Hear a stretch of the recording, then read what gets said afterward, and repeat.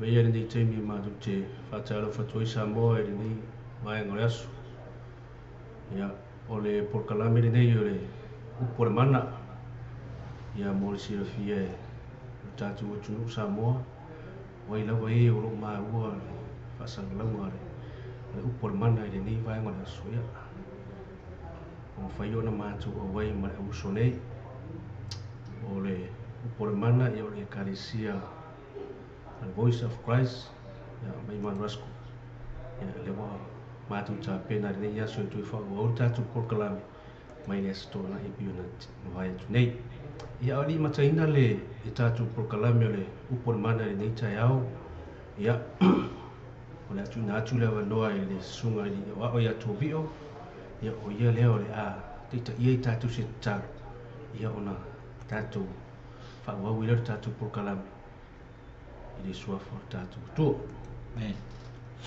tatu kitalu ya tua matou vi ia lau fio ya tua o matou iai le tua le nei vai ngole aso ile alu ai o lau upo le mana le tua ta mai matou te le mawhaia se me tasi matou te wha moi moi a te oe nganga pa ia ma lue oe le atua le nei tula le aso ta mai o matou iai o ifo se tasi o wha longo mai ta mai o maua i mai o le tino, o fia maua se whamungianga, o fia maua se saolo tonga le atua.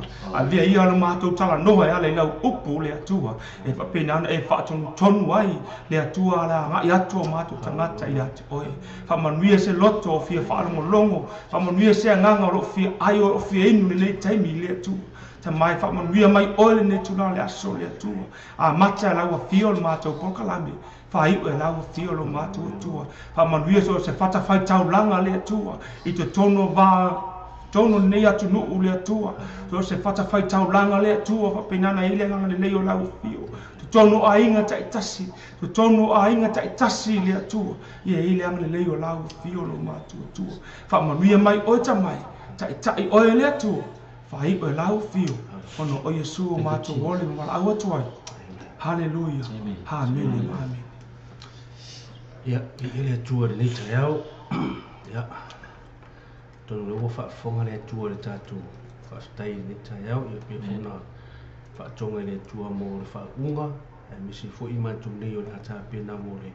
Fitu fa ina le wale hala le fiong pa ia le tua. Por mana.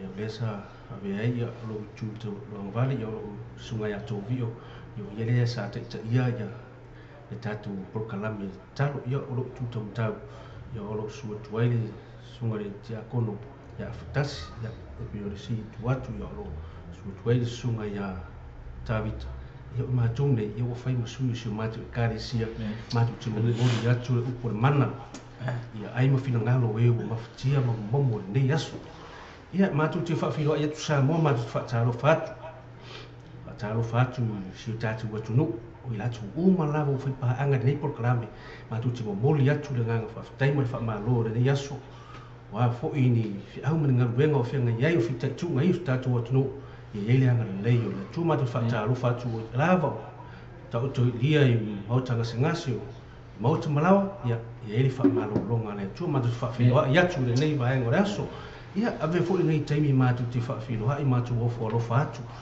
si o matu te mawhai au ya vise whare moe ya marwhatua ya losa whare moe ya lo whai malanga atu Samoa waru su ngā whongo la matu e kāresia yo le nei aso a whai umaua mai vise la matu por kalame ya o tatu por kalame le nei ya matu te o wholofa atu mori atu o matu I miss you matu misia o tō malanga atu le o ya o whasavalu si le o ila tō umo o whai malanga whai masuyo si matu e kāresia ia vi ia le tua whinga malanga ia fa unga ia te inga ia puinga ia langa le leo le tua i meo le atu malanga atu ia le nei tu la ia le amata le tatu por kalame o le upor mana ia o se upua au mai le whiango pa ia le tua tatu te mawhau whau ma tuwha e fo i ta ia o tatu la ngona mo tatu manatu ai me se fo i tomu tau ina i tatu le nei aso malo lo mai ngaruenga i whiau ma tiu te sa whenga ia ora atatu ho mai le to ya le tu ya le evangelia non ta ko to evangelia yoale oron ta ko to ya e tasia si foi o fi fa ngaina ya te lo wa te na fia so e fila o mare de maulea ya a mo walo tu si on ta tu foi to fa tasi le uso ya sfumre ono foi o po tasi lava ya ta tu foi to tas ya wa o fa pe lava ona lo fa mai o le atua i le rang o ia o mai ai lona tali e to tasi ina ia le fano se tasi e fa tu ia te ia a ia maua e ia le ola i fa va amen praise the lord amen amen kasima ia amen wa macho fa au tu wina se manatu au tu e ta ia o macho la ngona pe ave fo iso tatu fa mafa i nei vai ngore aso ma tu te whaata wa ina le alofa o le alofa o le tu he mele le manatua au tu nei asu le matua a wa o fa pe lava ona alofa mai o le atua ili la rola a wa fa pe lava ona alofa mai o le tu le ma tu fa mafa ina le alofa o le alofa le tu le langa no au mai ai na tani pele to tasi ina ia le fanoa au ila tu umo e fatu la tu te maua le olo e fa amen tu te lo e Samoa o le lofa le ele imanatu ale tua ile la tu blanga tu tusa malona alo pele to tasi ele imanatu ele tu le wa o le tu ha o Yesu Kristo le ele manatu ro tu langa tusa ai na ia au mai halo na ropele ina ia la vai oi ma wa fita wa fingata pe tatu te ko ngocho le loto langa sala o ile na au mai la ropele la vai oi amen po le ala va ma fo nga sala e ngai matatu o le mele na au mai le tu na lo e la vai oi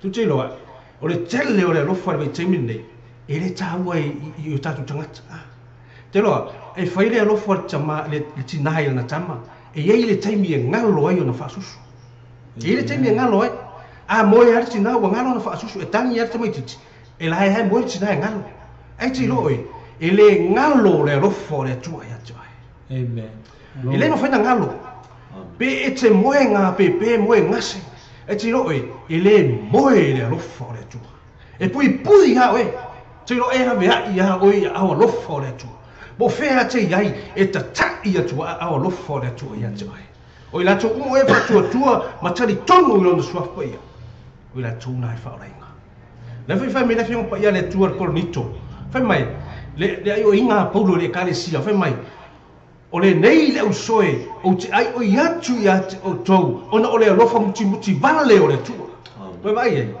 o le ai o ila paulo le kale sia ko nito o le neme nei le usoe o te ai o iatu ona o le lofa muti vale o le tu me la ia e te tau ai ona o tu ina tu o tou tino i le tu o le taulanga ola e pa ia malie ile luma o le tu te loe le lofa le tu e le fa se nga le tangata vai mo le tangata marusi e tu sai le tu tangata u o le mea lea o le ase mea o le ase tiu te wa faia mo e fa ngata tau lo tatu la wena ia ma tu fa tasi ma uso nei su nga to bio la fu sanga fa so i le upo mana le nei va ngora aso to va te lo te le ni mea lofa le tu o tu ia te ai o te lo fo ie te le fo i le nga le yo le tu o fa so atu langa le yo le tu e tu atu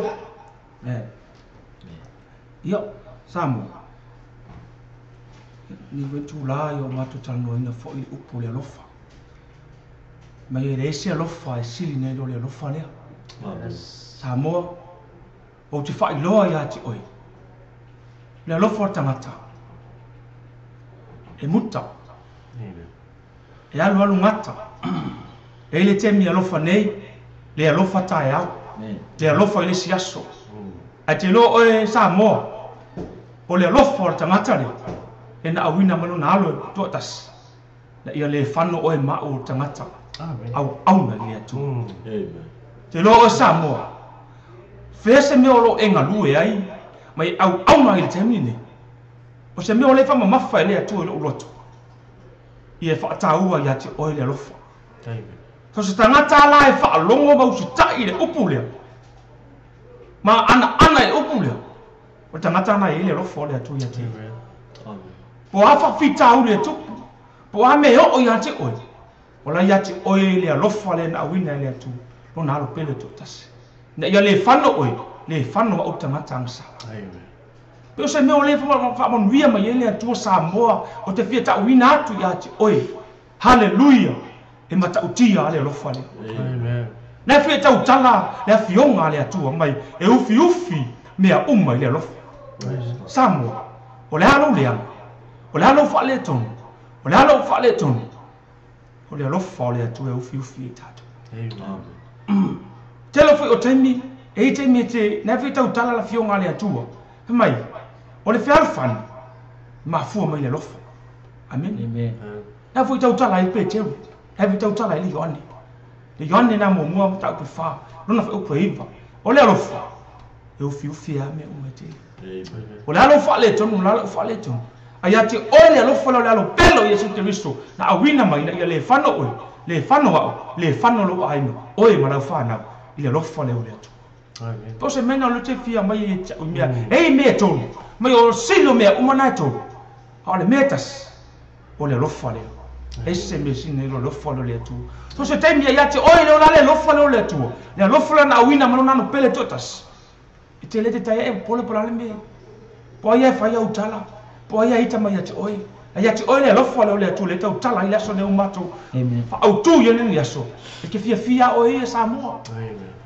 wa me tu pulo ai ngo wa me tu pule kale stiro e ngalue e te fia e te ngalue ona la ile lofa le tu me foi na e te lo temi o la fa vita le tu putono lo ai ngo wa me tu putono lo ola ngo ona ile tu ai ati oi le lofa le tu e se me sine lo lofa ufi telefone la tami e me tupu yo tatu olanga ele tami ia ilo mai le upu le tupu le lofa le ufi lo lofa lo so tangata awani ese me fa le tono oni ese me nga nga se ya pa e poko mai le lofa le tu e ufi me uma amen Samoa o tau tala la fionga le tu ese me sino le lofa fo e la tua le o me uma amen pe me te tau tala na ngana tangata a to mange a le se lofa e lea ngā le malo le atu pe ia ka ko ole su me palo tang ngale un pe sa ki apa pa o se tu road fa fonga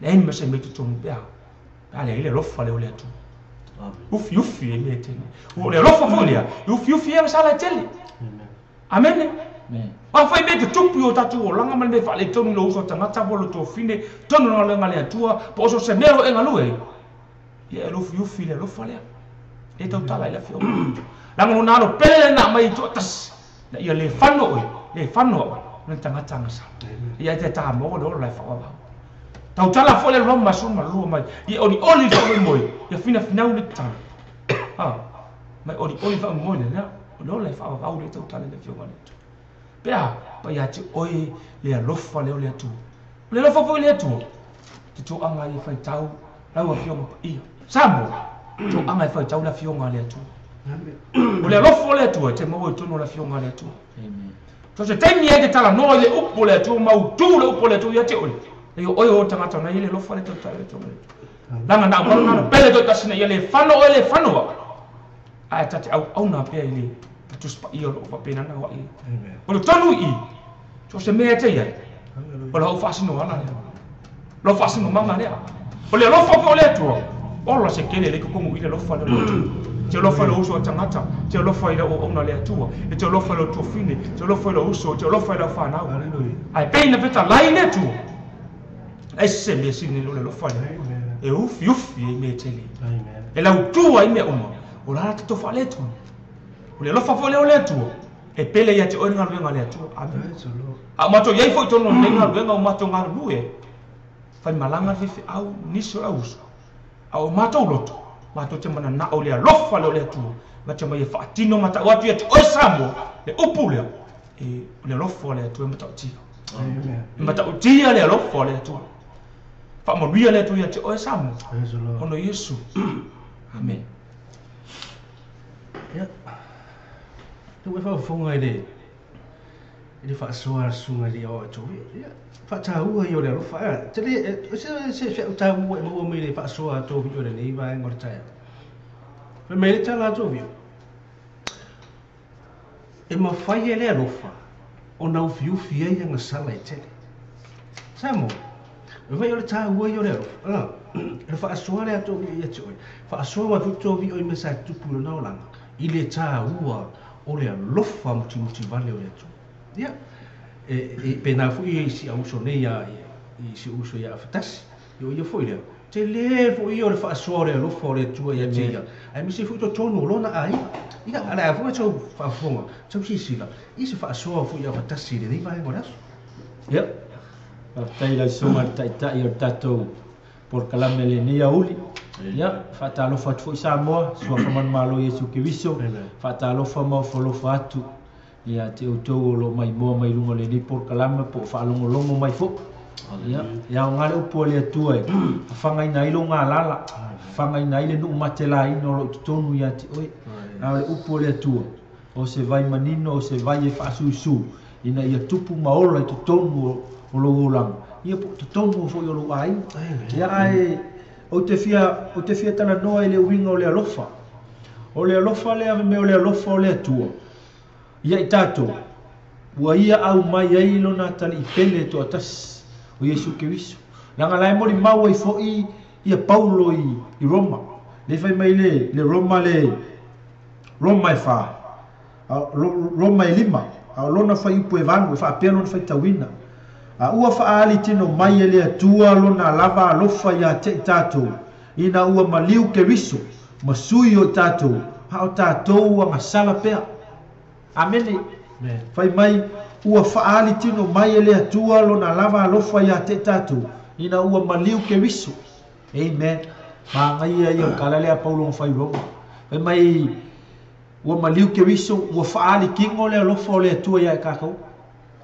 le au ngale le maliu Yesu Kristo inga auange i fango se kasio kakau ai o kakau maua le ola e faavau o le mea ngā le kako ke finga o ngai i o kako maua le ola e whaamau i a whaapale inga kako le pale o le ola auangi i whango kako i lalo langi ngai le anga o lalo ngai i leo skako ngu mong o lalo ngei ua ngao ngi mea ka ku ki va ai ma ko singa ka ku ai lo lalo ngei ka ku mo fonga mo o lo fa akali le langi mo ka ku o le lo fa la le ku ki fika ngola ile lo fa le ku la ngole lo fa le ku e mai ile va e yo o le fa va ile subia amen e le fa apea fo ila o lo fa ile ku ua lo fa mai le ku ya ka ku le ai o le lo fa le o le tu mai le va yo o le fa va ese ma le lo for kangaka o le lo for kangaka o lo fa ku ya o ma e fa ku ai lo fa mai le ai o le lo fa la o le lo for kangaka o le lo fa kangaka nga o lo fa ku ai lo fa mai lo le ya ka ik a o le lo fa le tu e le ma fa le suia o le lo fa le mai le va yo le fa va mai mo le mau le tusi le le apostolo Ioanni ta pu mo alona foi le mo Ioanni e fa alona foi pu iva ma se fulu fa no longo se o foi tawina o le mea lava le nei o fa alia mai ai le alo fo le tu ya te tato ina ua au ina mai le tu alo na alo to atasi le lo le foi ko ka kala ngi e Ioanni le mele fa ali king o le alo fo le tu e ka ku ngai au mai lo ngalo pele to atasi Yesu Kristo inga ia kong yola ka ko inga awange si soka ko e fango pe ngofo le la langi ngai ai ava ku uma ka ko kai mo si kian ai fa mai foi po se fulu o le alo fa lava le nei e le ona ua tato alo fa ile tu a ua alo fa mai o ia ya te tato e vai ile fa pe o ka ko alo fa ile ku o fa ko alo fa mai lo le ku ya ka ku le ai o le alo fa nga ka ko ile lo langi ngai se ilonga o ke alofa pakataina se ilonga o ke alofa le sunga taita fa ko alofa mai lo le sunga taita e kia ai a uma foi lo yo ika foi taita e kia le ai o le alofa langa o le alofa ngai lo langi ngai o le alofa fakanga ai ese ma le alofa le tu o le alofa le ku e mai e le vavang e o le vavang le fo e ka kala il kusiere man ko kala vanga le kala ya ka vika mapsalo man ko le la foka kai ngole alofa le ofili alofa ile ofili o le kala le yakavika ma Absalom man ko ngo fo le malo fo e Absalom o Absalom la kali ka o kavika no fo e Absalom le fa o le malo le ngofo inga alo ka ma o kavika ke no nga yung kuli singa ikavika so la ikavika mai si ingo Israel ai ko ke lo e teminga ngasi ikawo ia Absalom ma yakavika ai fai mai le kala ka vika nga fai nga au o yo apo apsai mai tal fai mai soli i o ko wanga malu le kaulele i o ko fa pali le kaulele o i kaulele ale kala ngoi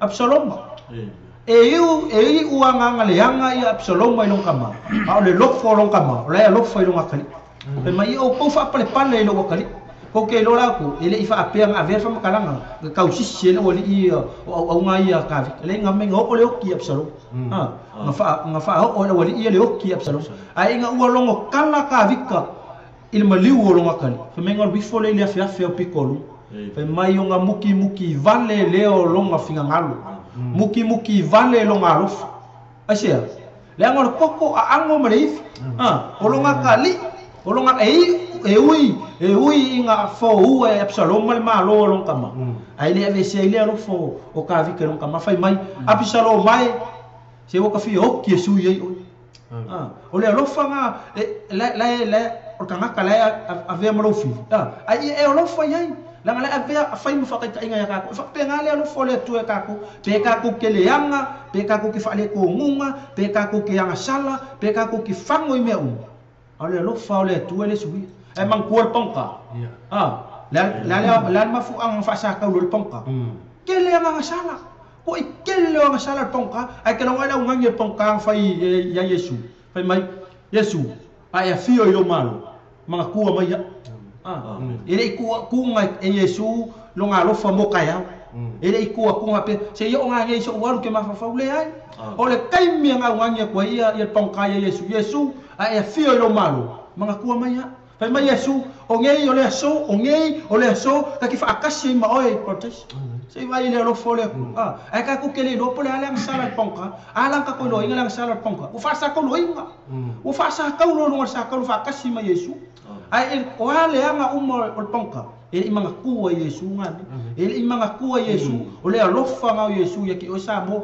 ole alofa nga ngauka ole alofa muki vale le alofa kamai lo ngakali mang ko le wi le kala le wi alu le wi fa ku long kama manya wosa walu me kamakango alu fa pule oi me ngala ku lo kamai kiki wosa onga ula vale mon kamai kiki wa mimik walu fa mimika i lor kupulanga fa mai mau kupulanga le olang mai va ku ye kenge wal pawangan mes fi show ai ka ku kupulanga okay mai nga halu wale ai nga wasala more lewi ko e fo il kama ele ia mai le kala lewi le kala lewi i malong kama ele fa pia nga sau le ko ia lewi lewi ile alu ma ol long kama ai fa mai nga ai ma mau ku kama lo ngakali le amai ku sing fa mai ona muti vale ai le olo nalof le lofor kamai lo ngakani ngan me yonga muki vale ai le olo lofa or kamai lo ngakani ele ko fa akali kamanga alu le ako me nga momo e har kamang fa ka momo e fa fikau ma maol me nga va ai ko kamai lo ngakani me nga halu le ako kira mo ole alofa le mafu ai ole alofa ma ku ele ko ko kongo le loko kama alofa ile wakali le anga lo wakali pe yalu lo wakali e fa mai mau o pe anga le anga kongo lo ainga pe ave malango make kong se ku lo sa mo po se ma mo luli ko kongo lo ai le alofa kama ile wakali mai nga halu le ko mo kira mo e sa kama kiki le ile fa mo o mal mangongi ve anga le o le papu mangongi le ele popole mai nga fosi nga songi yake fa me fe merkala ale wi ing fa ile ilong kama se fa mol mole o ka uwa o so kali ya ka uwa o se kasi fe mai awa au nga mai se mama fa mama se vai se ofu ka pu vai fa ofu ya ke fa se paki ai le rofor kama ole rofor le ko le ku ya ka ku e fa penga ka ku sa mo awani o ka ko mo alongi me mai se on ka ko rofor le ai ele ole alofa nga ole ku le fa pe o ka ko fa ka inga pe o lo ke mo fo sa mo o la fo me la ku pe me lo uso lai o America o fa ko o alofa le ai ele fa pe nga le alofa le ku la ngole alofa ka ko ke mi te mo wa pe o ile fe e ve nga le fe mo wa e ke mi ka ko ya solo mu le ka ko alofa pe o le no le ulo pe nga le solo mu e fa pe nga fa ku sa ngole alofa ka ko e mo ko lo me mo pe ka ko alofa ska ma le ka ko alofa le ai nga le lo kwa ile ai ele fa pe nga le alofa le ku ke lo ko le Samoa o le alofa le tu e mai ai le vava e o le fa vava o le suia e le li o le alofa le tu ale alofa nga o le ku le o ka ko mau ai le awala ka ke ko sa fanga ile langi me le o le fa le ese mali o Yesu Kristo ma fu anga mai ai le tu o lo nga pele ko kas awangi ifanga ka ko awangi ka ko ngofo pe ila lo langi ala fa akali le langi male o le fa la fa akali kan fa akali mai le tu ka ko mong sa ngi e Yesu le me ka ko ki ngofo ka ko ki ko fa kasi o le lo fanga o le ko ya ka ko sa mo peke mai peke le anga o fa fikau ke loko ele kai me buka ele lo fo o lo ko lua ele kai me e busu ele lo fo o lo fanga o lo kali o lo fingi pe o vo ye I maku ele kai me e o mai le lo e o foi mafkanga fale wo ele kai me e pepelo ele lo for kamali kengi e for kai me pepelo ele lo for kengi kama fa o le ila ngo le lo ai o le lo fa le ku sa mo ki ka wo ki ki o ele suia e fa maongi le lo fo le ku e fa maongi le ku le ka ku o ngai o anga folo anga ile ka pelo le ku a fa manguia le ku le wai e manguia e ke manguia a fa manguia le ku le wai a fa ya ku le ku e manguia ku pulanga fa ku pulanga ko e manguia me o so se me manguia la ngole lo fo le ku o le lo fo le la ku fa manguia nga la ile liu le lo fo o le lo fo le ku mai le vavau le o al fa vavau o le ka ku la ngia le lo po wa ka ko le e pe o ka la ngia fa le sunga le o ya to wa meu e o fi me o mai le lo ai o le silio nga meu o lo fa mo le fa ko le silio nga meu o le lo fa o le lo fa pe o ka punga le ka la mo inga ni ka ya sa mo ka wa ku ye ke oi awange e mawa mai lo me lo kwa o nga fa pe ka kwa lo fa ku le ai nga le umba fe me e se va ai ala la ai wa fai ponga la ai o le lo fa ga mo wa e pe le fe fe mo wa I o le lango fe pe ai ko ngi ai lo fa le ko le maku ki kala ngo ko ni kai ke le lo fa makala le lo fo le ko ngol makwa e lo kala sa o Langa e o le mea nge o ka fa penge e o mai foi uma ko o mai foi ko ngia ku e makere I lo inga ma ko ke fai ngia ku ma ko ke ngofo mau e le o kele I lo inga se mea ai ole ro fo le ku nga mai ma ko ngi fa sa winga ile wanga ya o mau ile o le fa va ele fa pela o fa ku o mau ka mingi ai le fai mai e ka si polo inga e o si fa mau au ai o le maka o mea uma ia polo inga le ku le ku kong mai kuspa ia ka ko fa ia mea ai ole silio ngi mea ole alofa o wa fa le ko ngunga ro kama tupulanga o wa fa le ko ngunga o ma ku e ki alofa ia o ma ku langa la e kau kala fo I fe mai ia e ava I lo ka mamlo kinga e fa ia solo so ifu o ngi e mimika le maros o ngi e mimika le maros singa ia I kupulanga kala vo Samoa o ngi e mimika I lo maros singa ia ai e ma fau e ko ke pai ku iva masingo ka wa veinga oi iva masingo ka wa veinga ka ko ele moyo ka ko kinga ele moyo ka ko ma ku le le oinga fa susu ka ko si kulo fa fanga ka ko kausi fa au fiu fil manulu o le vela fa kom fa idanga le mo le ele o le lo fanga ma ko ya ka ai kai me mu kai le lo le lo fo le ku le ke ka o ke ko pulang e o mai kai me fiu fa lu me wala kala kala fiu mai o le fa Samoa ia lungo ka ko o ngi ka ko pungo o ngi ka ko ke pai ku lan ka ko ke li ku pu masimai i o le avalo ai o ka ko finga wa ele langi ma le o le fa ka ko mau yo ka ko mau le fia mo pe o sa fa soanga Samoa ngi ile ia ke o ngi yo o le lo fa ka o e fiu fi me o mo silio ngi me o le lo ai a fai foi wale fai mai foi le pero kala ngo foi ki le sunga la le I le kusia polo konito a fai ki kau kala nga ese mane ai le serof mai mau kai mo kwa mai mau pe pelo nga me pe a fai ai perfect ani fai mai ka perfect kai foi le ama le au kai lo me lilo ai le ai serof mai pe ya ka ko le sumo palo kan ver ai vai le popo ver le kan fe ulo ka kan lo ya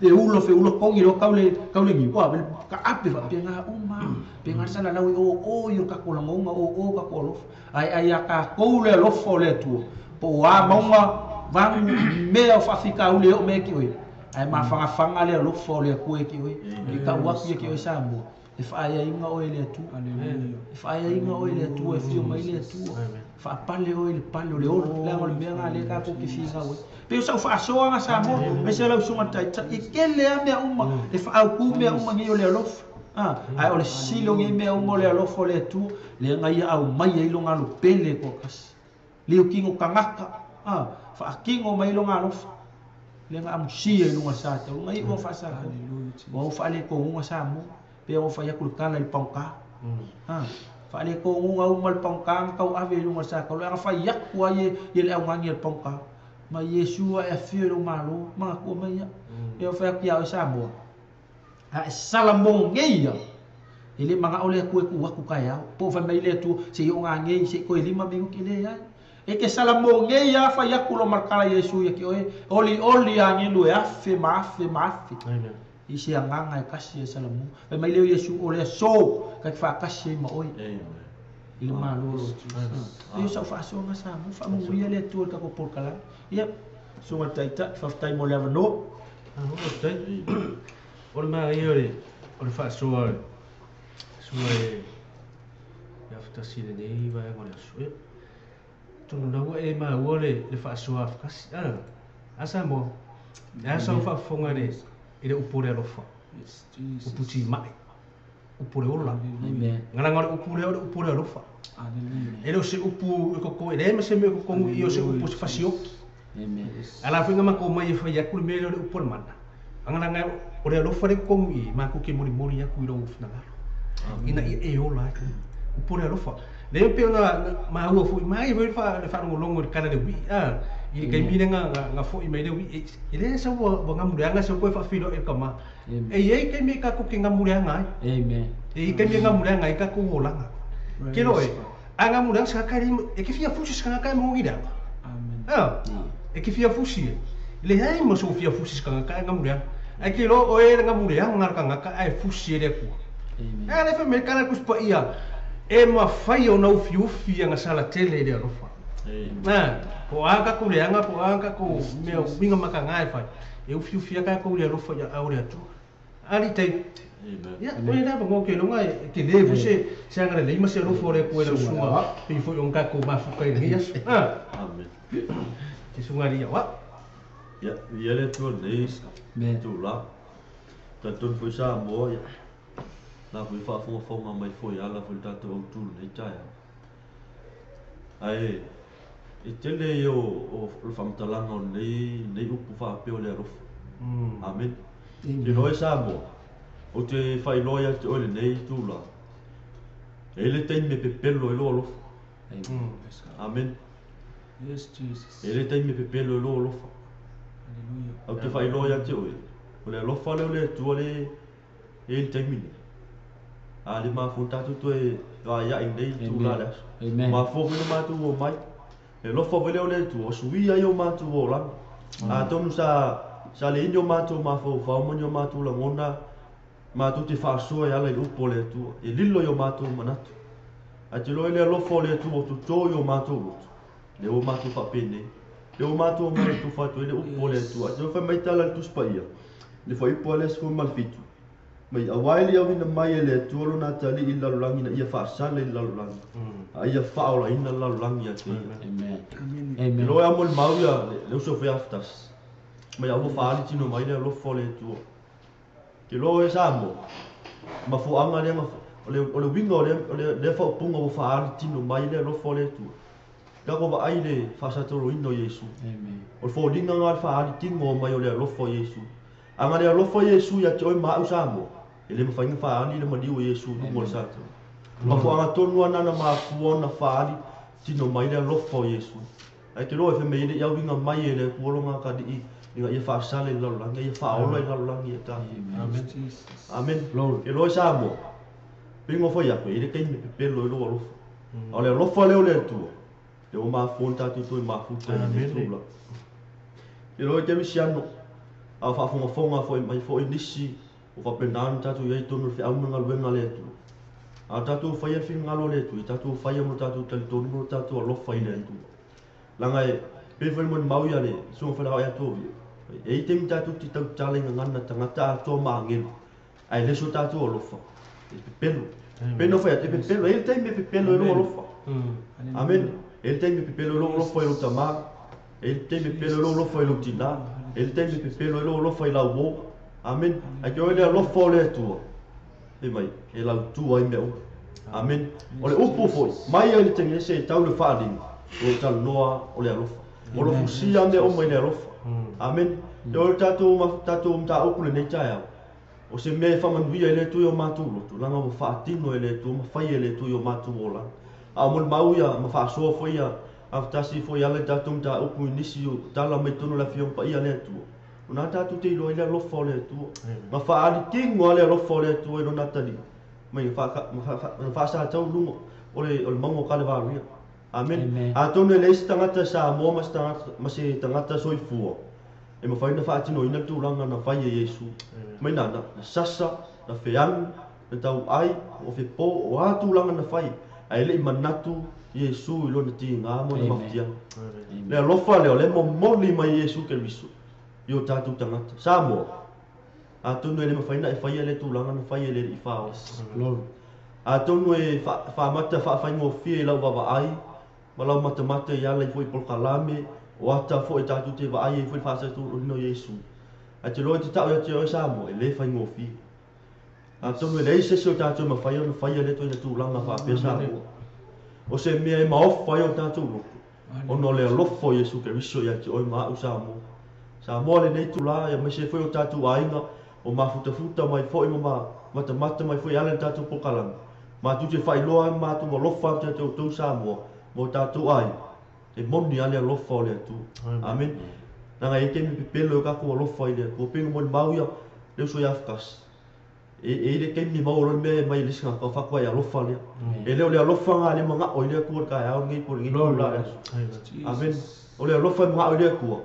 aso uma o kaimi uma o kausanga uma ka ko ke lo lofa ile ku langa e mo ia e ke mi ka ko ke so i fu mo la au mai le ku e ke mi ka ko ke fa ngalo ile lofa le ku yo ka ku ka e ke mi ka ko ke le mang tu ngaku ile lofa le ku a ke lo ile au o le po o kaimi uma e leo ile ku o so se me ke a ngai o le lofa mo le ku amen a ko me ke mi ka ko ke makiki vai e ke mi ka ko ke le mau e se me e ke mi mau e ka ko e ma a ke ro le lofo le ko fa ma lo ina yo ka ku ka ngaka amen Samoa ma ko ki fai lo ke ko ngi ka mo ngi ku la e mong ya ma fa ma o ngi le lofo le amen e ke rusian ke lo e mka ki yo le lofo le tu amen e le se sina te fa yo na fa ma tala ina le lofo ma le anga le yo le tu yo ta tu tanga amen mai o fa ali tino mai le lofo Yesu ono o e ma amen e te mele tātou te tūla fua i lea lofa o Yesu i o tātou tangata.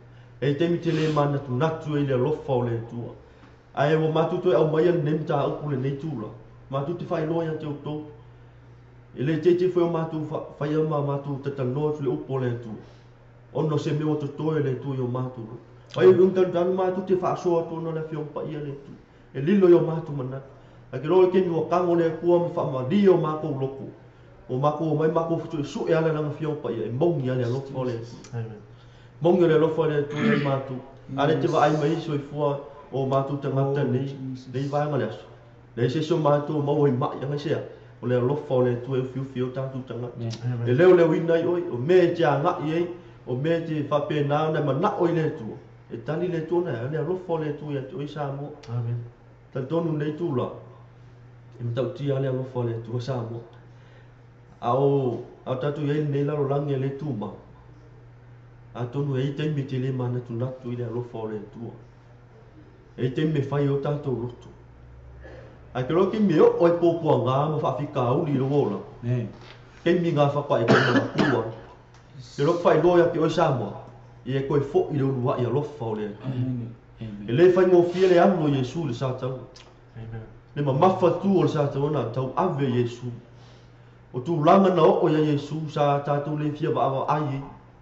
ana manatu Yesu le lavia ino lo tangata me fa mai kala tu spa tu se le vanga lia yoan a wa fa pe la na lofa mai o le tu la la ya lavia ino e Samoa lavia ina ma tu fa ya por kala men Samoa ma tu te fai lo ya tu ya tu fo i lo wa ya lofa o Yesu le na fa vai le lofa me o ta tu te fai me ana matu te fai loia te o le nei tai au mo le nei tu la e tatu mana tu le lo fo Yesu amen awoni fa ngalo yo tatu tangata awoni ave se le lo fo le tu yo tatu lo tu Samoa pe si tu langa na matu tu tata no matu tu e fa mo ngale upo ia tu spa ia e tu po al fa tu e tau long matu tau long tu le upu ala fio pa ia le tu matu te le mai matu tau no tu me le au nga matu te le tau no tu me mai mau lo tatu tai ai matu tal no ono se me fa mon wi ai le tu ta tu tanga le ngati tu tono ta tu ainga ai me se tu tono ngal vengo ta tu ngal lui e te mi ngalo ile lo falta mo ile te ne peno mon mau o fa so le so ya fas e le te mi pepelo ile lo falta mo ile na go te fa pena o mal so i fuanga le ta tu te yai a te lo ile lo fa le tu yo o ai de va mai de fa va e tu mau ale lo fa le tu yo ta tu tanga nas fa so Samoa i tātou mana tua le alofo Yesu i o tātou tangata. Amen. Amen. Alo. Ya, Samoa. Ya, mo uma karkalanga o le alofa i le uma. Yes. Wai fa fonga le fa soa ala sungari o ia David. Ya. O mea na tupu lona ia o langa.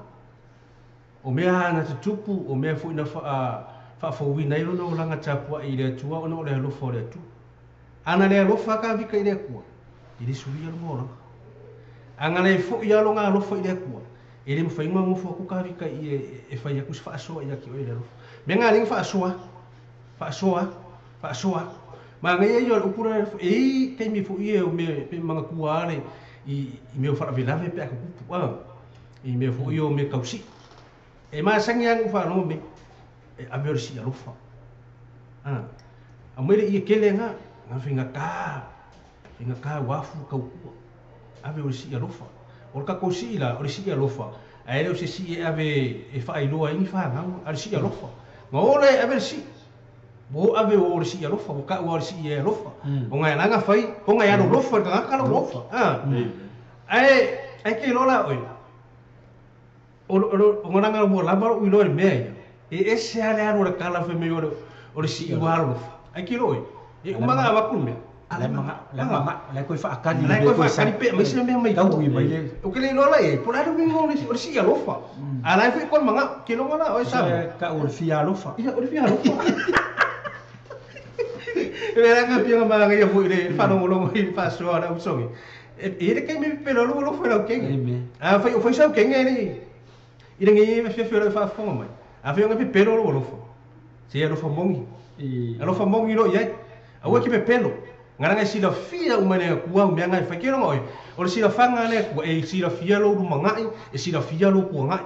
Amen. To se mea e si la fia ele ku. Amen. Pe nga foi mako e mako ke ri lo mako ke o me ngi sila. Nga sila fia le kuar kai me ngai mako ke o me ngi sila.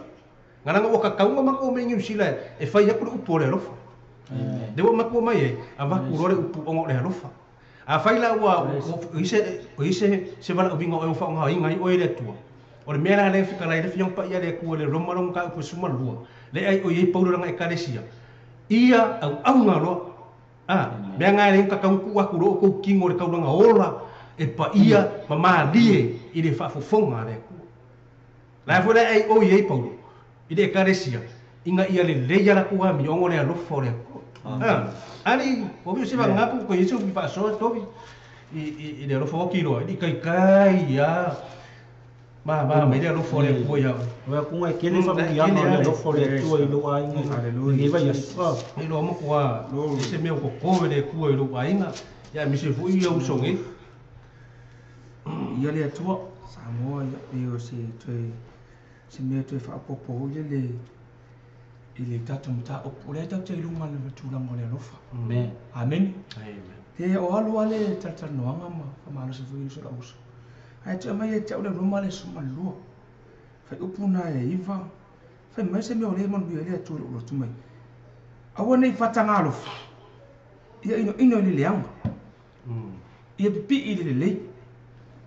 Amene Samoa. Pe on mafuanga le nga mali upulo le lofa. Mai awa e te whatanga alofa. A ia ino i le leanga. A ia e pi i le lei. E mafuala ona e pi i le leile. E te mea la te pi i le leile ona ua e mautu i le upu le atua. O le upu la le atua le te pi i ai. Ona e moro i le lofa le atua ai. Roa lofa le Samoa. Pero se mena lo mai, awa te patanga alofa. Amen. E ala ona mafuana ta patanga alofa. Ona ele mautu lau sa ili le upo le atua. E lo lava le fionga le atua, o i le fionga le atua. O i le atua to e lo lofa mala o lofa. Amen. Pe no futo e fai atu e to e Samoa, pe se mo le te fa mo le atua i lo loto. E le temi o te ni yanga ile fa na fa te inga. A fa ye sa fa na. Ele te me matua ika lo fara se me fa le tonu ke ka ngokoli ko ile ko manga o ya a ke lo ele lo fa le atua e au mai ele atua fusi le a pe fa le tonu lo wa po fa le tonu se me tonu lo wa inga po tonu lo ngana le atua au mai ele atua o po amen fusi manuwa amen o le lo fa monia na le tau tala ile atua ta ya le po le asu ko sa tu fa popo na Samoa haleluya ha au te patanga lofa te mi ala mau tu oi matele mala po aro lofa te afaya te mau tu la fionga le amen le te mi te na le upule na ngole upule fa tele ina lo lofa amen le upule fa tele ina lo lofa na amen ba ilo te mi matua e mau wa ai fionga le tu o lo lofa fa pe ya lo pea lo fa ngole lo fo le tu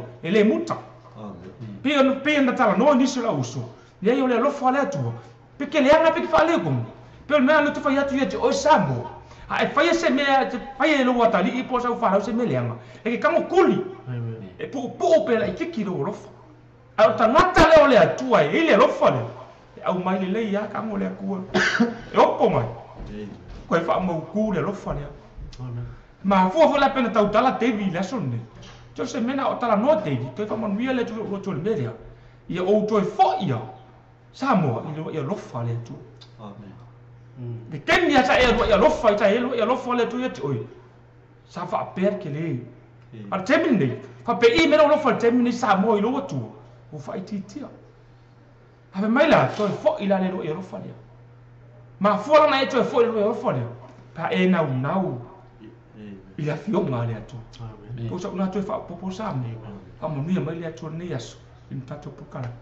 Hallelujah. Praise the Lord. Ma ai fa kala le a Paulo le nga fai le kale se ko ni ko foi Paulo mele o koe ile o koe Saulo o Paulo ai o nga ole lofa tu no le tu o pege e fa penga no o fa kulo fa kai ile o koe Saulo o Paulo lo o langa kuai sai Samoa ula fa o sau ye wa mai o le ko ni inga ia o wola ile upu le tu e se vela wola nga wola Samoa e lo kala sawa mo wola fa kala le kele ya mo kele ngau kele iola maka ai wa mai o le ku le mai per fa ka inga le kala le apa ile ko Saulo o Paulo o ngau o le lo fa tu no le tu e fa mai o le lo fa tu no le tu o fa pe ne ya ngai mau ele mo ko ni to sfuma lima lon fa po se fu o le lo fa tu no le tu o fa pe ne ya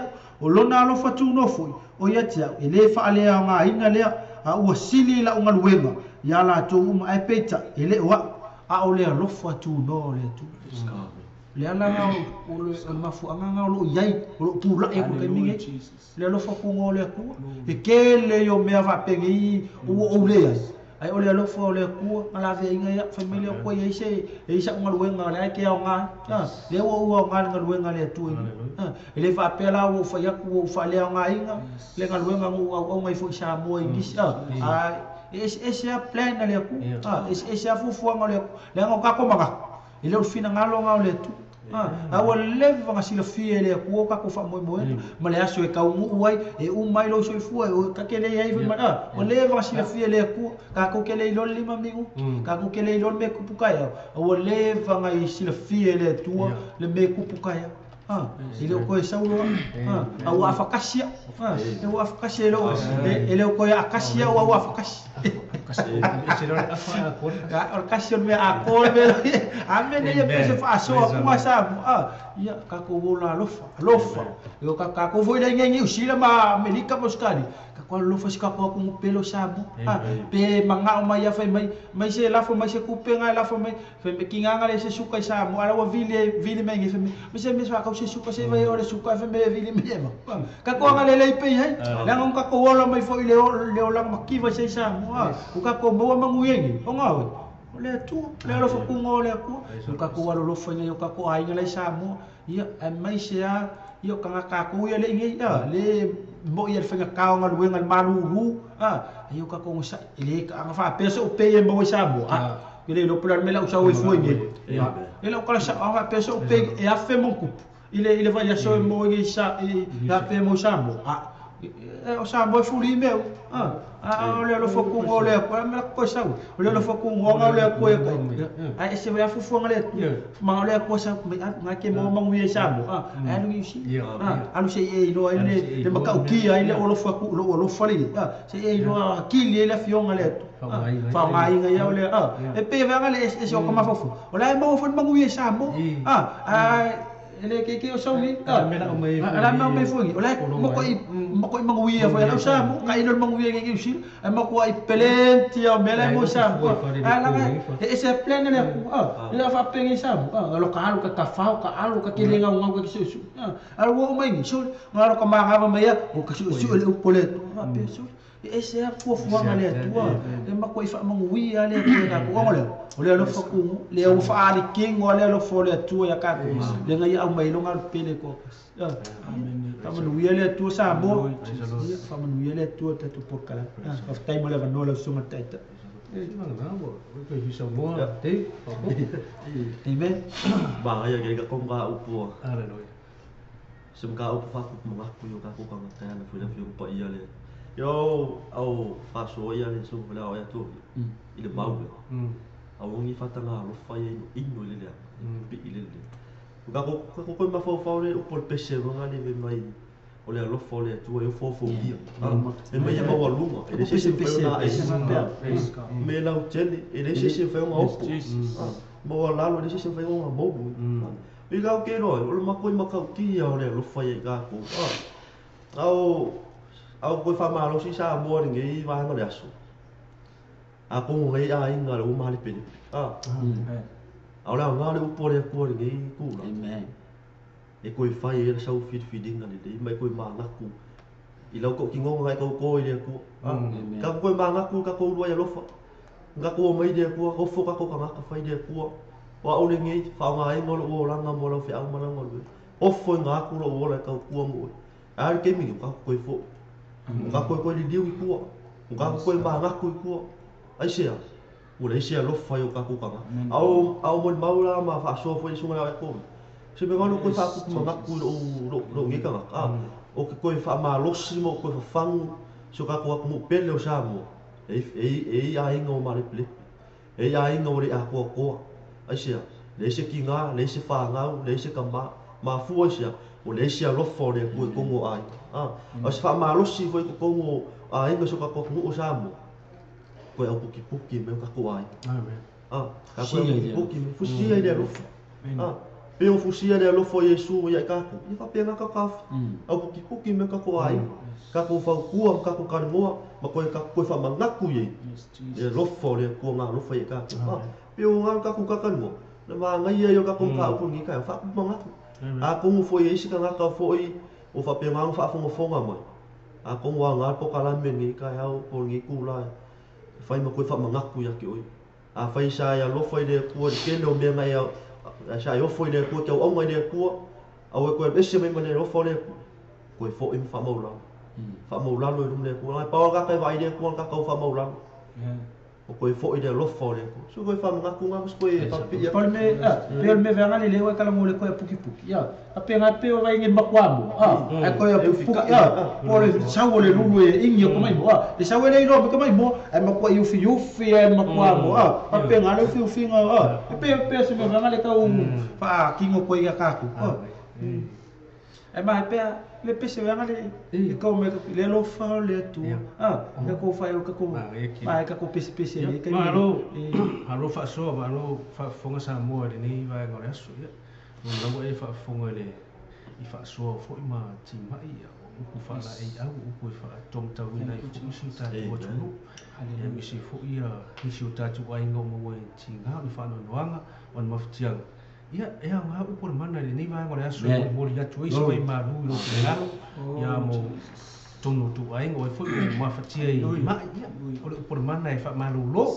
Yo mai umaru ta tonga yo moeng ya pe na o tu langa le yo le tumlan fa ma lo longa por mana ya tu o lo fina ngalo ya ai fa wina ma tu por kalame ya moria tu fa te tele SAMOA I lo fa fonga o lo si la mai sa ma tu tong fainga fa ma lu watu o la fu sa ma tu fa so o fa re o lo fa fonga ma lo si le nei vai ngora fia ya vai ma lu ave lo fina ngalo ya atu mo ya o por te tai ya ele ato lawa ni atu liur ba ya matu ton yo lo ato ya tu ile nga pa yo le tua e fa ato fa atumu ina oe o por mana le vai nga ras ya ala matu fai si matu pise le matu te muri tu yo matu nga lofa muri tu fo lo matu lo fa anga si matu kali si o malanga atu si matu mafi au ya masi matu tina yang le le tua ya lofa mai I tatu e kali si me se lu sunga fu pa ia le kali si ya le lufa le tua e o fofongia le lufa le tua e o fofongia le lufa le tua e o fofongia le lufa sili le moa e maua lunga o te lea e ina e maua lalo te le mo luina e la o te leo poina le lofa sili le moa le lofa o le tua e o fofongia le lofa o le tua, e ofo fongia, le lofa o le tua, e ofo fongia, le lofa sili sili le amoau, e maua lunga o te lea eina, e maua lalo o te le moluina, e la o te le o poina, le lofa sili sili le amoau. Praise the Lord.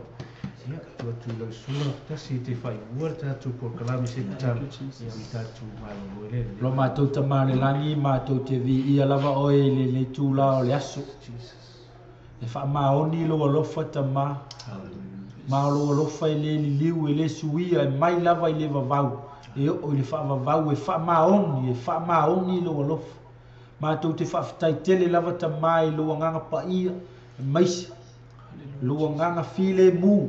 Na e au mai le tūla o le auli o mātou whaaso ai, lau a fionga pa ia ta mā. Mātou wala au le mana o lo nganga pa ia. Ia alu ma le mana lau upu i le nei o uli ta mā. Ina ia ina se nganga o mate la ina. Se nuu te tono i la tō nau mati le fia inu. Ia e whawhanga whaasusu ina i lau a fionga pa ia ta mā. Ia e whamanatu ia te i la tō lo ulua ia lofa ta mā. Whamole mole. Whamanuia si o mātou atunu pelo Samoa. Whamanuia na i o mātou ainga Samoa o loo. Mātou nofo wala i le nei atunu. O atunu mamau o ai fo i se o mai moa po o whalongolongo mai fo i le nei whaasala launga. Iai lau whamanuianga ta mā. Ia e whamanuia ia te i lātou. O nā ona mātou e fola lau a fionga pa ia. Ai alo mana e mo lia o lātou fina ngalo ta mā. Whamanuia i fuafuanga o toi o le nei aso. Ai mai se foi, le nei foi por kalama i ai lau whamanuianga. I le ali pole ma tamai tai pole i le nei kampani. I ai lau whamanuianga ta mā. Whamanuia na i o mātou a inga i Samoa. Ai mai se le usu ngā whono foi si o mātou e ka le sia. Le Voice of Christ i Amerika Samoa. I ai lau whamanuianga to tofi mai lau fio. Tai lātou te tai ina i mātou ta mā. Whamanuia ia te lātou whai malanga atulungo le ea. So mātou ta mā whaleanganga ma si o mātou tina whaleanganga. I lau puipuinga ia te lātou. E mai se o niso au no lātou malanga whatas. Sau makawa le mana lo totu. Whamangalo ni o mātou whale tō nunga ta mā. Su e mai oi o mātou wang sala lilo. Ono lo lava suafo o Yesu o mātou wole mala au tuani. Amen. Amen. Thank you, Jesus. God bless. Hallelujah.